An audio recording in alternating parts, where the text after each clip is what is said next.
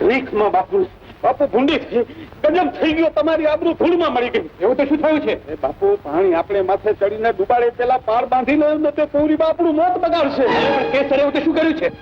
બાપુ કેસરબા માટે આપણે સમોવણ્યું રજવાડું ગોઈતું, પણ એ તો છેલ્લે પાટલે બેઠા. પેલા 2 બદામના ઘોડાના રખેવાળ પેલા સુરજિયાને દિલ દઈ બેઠા. ચોખ્ખા ભરી જીભને લગામ લગાવો, એ તો જીભ ખેંચી રહી છે. અરે બાપુ ઉડતી વાત સાંભળી હોત ને તો જીભને કાબુમાં રાખત, પણ આ તો સગી આંખે જોઈને હાલ્યો હું છું. તો હું સુરજિયાના રાય રાય જેવડા ટુકડા કરી નાખીશ. હીરા પડો બાપુ, હીરા પડો. આમાં ફળનું નહીં પણ ફળનું કામ છે.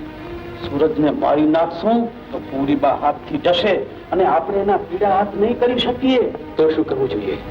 સૂરજ ઉદય પહેલા પૂરીબાની જાણ વગર ઓલા સુરજિયાને પારકા પંથકમાં લઈ જઈને હલાલ કરી નાખવી. ઠીક છે, તો જાઓ, જોઈએ એટલા સૈનિક લઈ જાઓ, પણ મારી આબરૂ પર હાથ નાખવાની હરામ ખોર સૂરજ જીવતો ન રહેવો જોઈએ.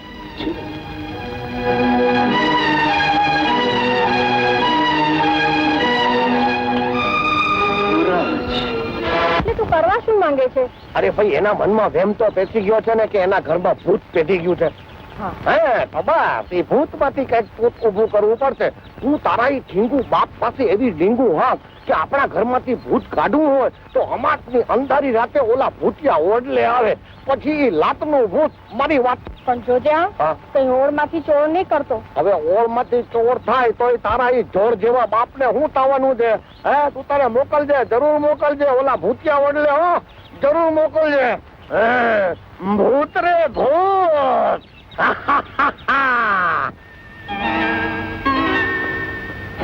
શેરસિંહ, આવતીકાલે કેસરનો જન્મદિવસ છે. એની ખુશાલીમાં માતાજીના મંદિરમાં ગરબો થશે. એમાં સૂરજ જરૂર આવશે. તો અહીંયાથી ઉપાડીને કાળી કુંભામાં લઈ જજો. આ કામ ઘણી જ સાવધાનીથી કરવાનું છે, સમજો? તમે બેફિકર રહો બાપુ. સૂરજ, કાલે મારા જન્મદિવસ છે. માતાજીના મંદિરમાં ઉત્સવ મનાવવામાં આવશે, ગરબા ગવાશે. તું જરૂર આવજો. અને ના આવું તો હું તમારાથી જીવનભર વાત નહીં કરું. ઓહો, વિસાઈ ગયા રાણી. અરે તમારો જન્મદિવસ હોય ને હું ના આવું કોઈ દિવસ બને કરું. આવજો. કાલે સાંજે.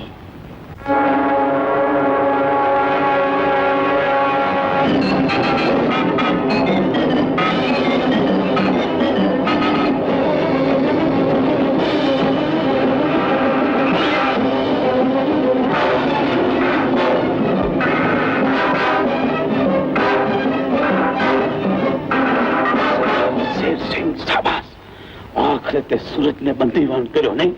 જો તમે હુકમ કરો તો સૂરજને જીવનથી ભરી નાખો. ફીરો પાડ શેરસિંહ, ફીરો પાડ. સૂરજનો તે મારીશ, એની 10 પેઢી કોઈ રાજકુમારી સામે ઊંચી આવી નહીં થઈ શકે.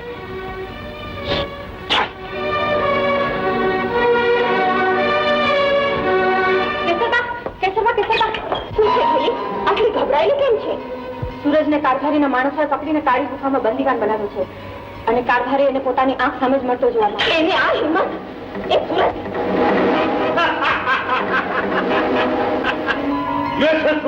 જીવતો ને જીવતો સળગાવી દે.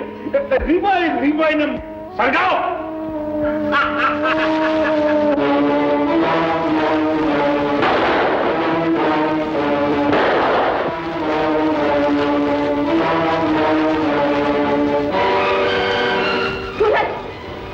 ઉતરશે એટલે ગરીબી ગલતી સમી બની જશે અને એનું જીવન ઝેર થઈ જશે. જો છો ને તો બસ સૂરજ ઉગે પેલા ઊંચાણા ફરીને રવાના થઈ જજો અને સૂરજ કેસરને મળે ને એનું ધ્યાન રાખજો.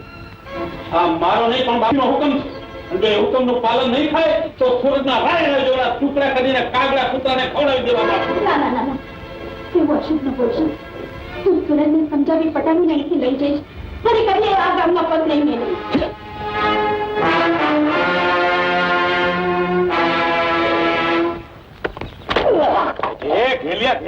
દેખાતો નથી. હવે સૂરજની હાજરીમાં દેખાય તો ગુંવણ ને નહીં, બાકી ઘેલાનું તો આ ઘર છે. સમજ્યા ને ગાંડા ઘેલા? ત્યારે ક્યાં ગઈ બેટા? સોરીની બનાવેલી ભેંસા ઉપર પાણી ફેરવવા. સૂરજ જીવે છે બાપુ.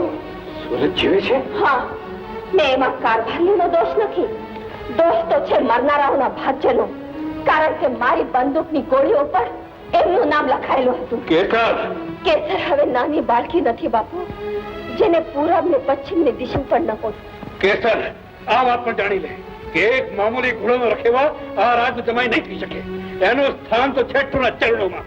આ તમે નહીં, ઠાકોરનું ઘર બોલી રહ્યું છે. કેસર, તારી આ ઈચ્છા એ બાળકોની રમત નથી કે તું મન માની કરી શકે. ને તમે પણ જાણી લો બાપુ, કેસરનું દિલ એ વીરપુરનું રાજ નથી જેના ઉપર તમારે હુકમ. ચાહું છું લગ્ન કરી તું સુરત સાથે નહીં તો જાન આપી દઈશ.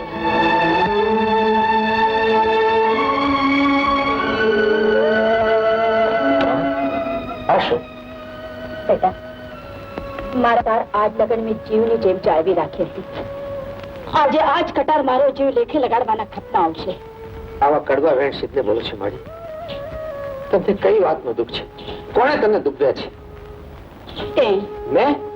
કઈ રીતે? સુરજ બેટા, તું કેસરને ભૂલી જા બેટા, કેસરને ભૂલી જા. આપણે એને લાયક નથી. એ કઈ રીતે બને માં? અમે હારે જીવવા મરવાના કોલ દીધા છે. ઈ કોલ અને માની જિંદગી વચ્ચેથી તારે એકને પસંદ કરવું પડશે. કાલ હવાર પહેલા આ ગામ છોડીને તું મારી સાથે હાલી નહીં નીકળે તો આ કટાર ખાઈને હું મારી જિંદગીનો હાલ તાણ. સાચું કહેજે માં, આ ગામ છોડીને જવાનો હુકમ તને વીરસિંહે કર્યો છે ને? હા, તો હું એક કશું પણ ખસવાનો નથી. હુકમ નહીં મારો છે. શું તું માના મોત ઉપર માંડવો બાંધીને તારી મમત પૂરી કરવા માંગે છે?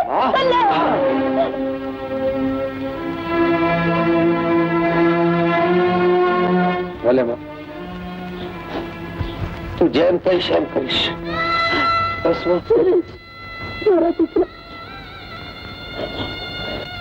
બેનબા, બેનબા, ગજબ થઈ ગયું. શું થયું? બાપુએ સૂરજ અને એની માને હકાર કર્યા છે અને ફરી જો વીરપુરની સરહદમાં પગ મેલે તો જીવતા ભૂમા ભંડાર દેવાનો હુકમ આપ્યો છે. અટાડી ક્યાં છે?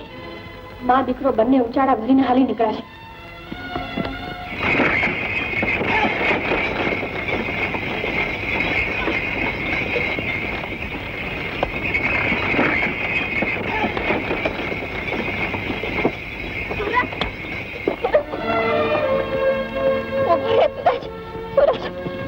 જીવા મારવાના કોલ લઈને ક્યાં હાલે? અમારી મરજીથી નથી જતો, પણ માની મમતાના તાતડે બંધાઈને જઈ રહ્યો છું. પડે દી પાછો આવીશ, જરૂર આવીશ તને લેવા. ના સુરજ ના, વળથી વળવાઈને વેગળી થતા જોઈ છે, ઝાડથી વેલને જુદી પડતા જોઈ છે. સુરજ, હું તારા વગર નહીં જીવી શકું. એવું ન બોલ બેટા, ભગવાન તને 100 વર્ષની કરે. અમે જે કઈ કરી રહ્યા છીએ તારા ભલા માટે. મારો ભાવ બગાડીને મારું ભલું કરવા માંગો છો? જીવન છૂટવીને 100 વર્ષ જીવવાનો આશીર્વાદ આપો છો. હું સમજતી કેમ નથી કે અમે અહીં રહીએ તો વીરસિંહ દરબાર સુરજને જીવતો નહીં રહેવા દે. હું તને કેમ કરીને સમજાવું કે મારી તો જમણી અને ડાબી બંને આંખ સરખી છે. તું એમ માને છે કે તને કઈ થાય તો હું જીવતી રહી શકીશ? ના બેટા ના, તું પાછી વળી જા બેટા. પાછી વળવા હું આગળ નથી વધી માં. જો તમે નહીં માનો તો તમારી સાથે આ ગાડામાં ચાલી નીકળીશ. સુખની સેજમાંથી હું તને સળગતા દાવાનળમાં ખેંચી જવા નથી માંગતો. આજે મારું ક્યાંય ઠીકાણું નથી.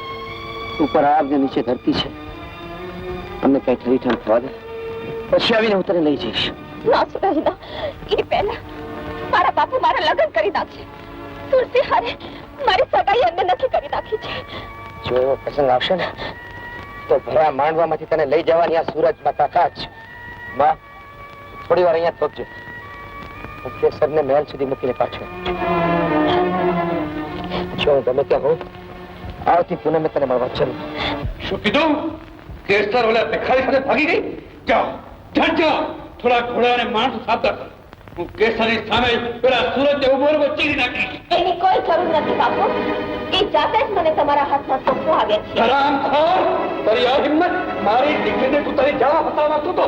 એવું જ કરવું હોત તો ક્યારનો તમારી દીકરીને લઈને નાસી ગયો હોત. પણ હું એક કાઠીનો દીકરો છું દરબાર, ભાગેડું નથી. જેથી તમારી દીકરીને લઈ જવી હશે તેથી ભયા માંડવા વચાડે હાથ ઝાલીને લઈ જઈશ. એ દિવસ જેવા તું જીવતો નહીં રે કાઠી. ના ના બાપુ, તમારે મારવા જ હોય તો બેઉને એક જ છાકે મારી નાખો. અને એ પણ સાંભળી લો બાપુ, આજે સૂરજનો વાળ પણ વાંકો થશે તો જીવ કચડીને મરી જઈશ. ચાલો જાણছি. ઠીક છે, આજ તો જાઉં છું દરબાર. એક દી કેસર ને લેવા અહીં છડે ચોક આવીશ. તેની દુનિયાની કોઈ તાકાત મને રોકી શકશે નહીં. પગથી મલક આંખો ધ્રુજે છે. એ વીરસિંહ એક મામૂલી યુવાન સામે મોહ કેમ પડી જાય છે એ નથી સમજાતું. સુરજ પર હાથ ઉપાડતા તારો હાથ કેમ ધ્રુજે છે? કૈયું કેમ કાપી ઉઠે છે?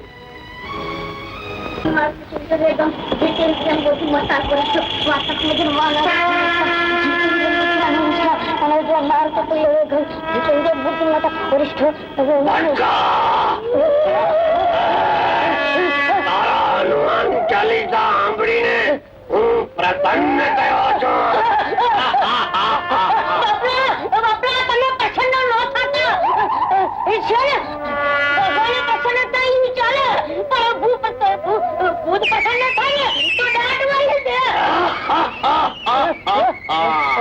પટ્ટીના એવું બોલે ઉલટી કાઢીને કરી નાખો પત્ની ભૂત. ના પૈસા ના, તમે મારા પર રીઝવો ને તો છે ને મારા ઘરમાં બેઠા એવો કઈ ઉપાય બતાવો બાપા. તો એમ પૂછને બટકીના તો સાંભળ. કાલે સવારે જે જવાન તારી બંડી ખખડાવે નહીં ડેલી ખખડાવે એની હારે તારી દીકરીના લગ્ન કરી નાખજે, સમજો? મેં કીધું એમ નહીં થાય તો ભૂત તને ભરખી જશે. કાચીને કાચો કાકડીની જેમ કચુંબર કરીને ચાવી જશે. સારું સારું બાપા સારું. મારું ભેટું બટકું સીધું સમજાવ્યું હોત તો નો માનત, પણ ભૂતની લાત વાગી કે તરત મારી વાત માની.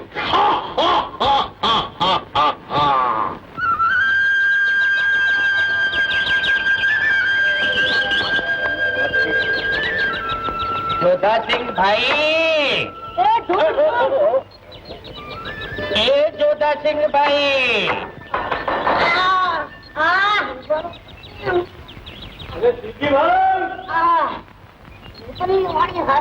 લાગે છે.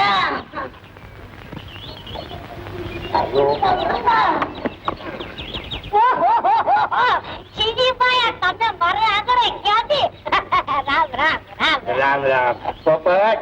રામ રામ કરો. રામ રામ કરો. રામ રામ. પધારો પધારો.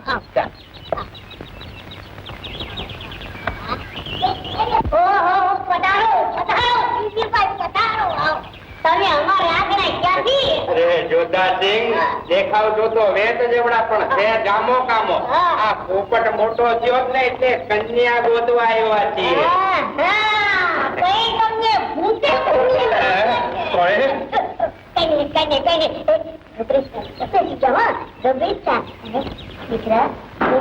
નામ શું છે?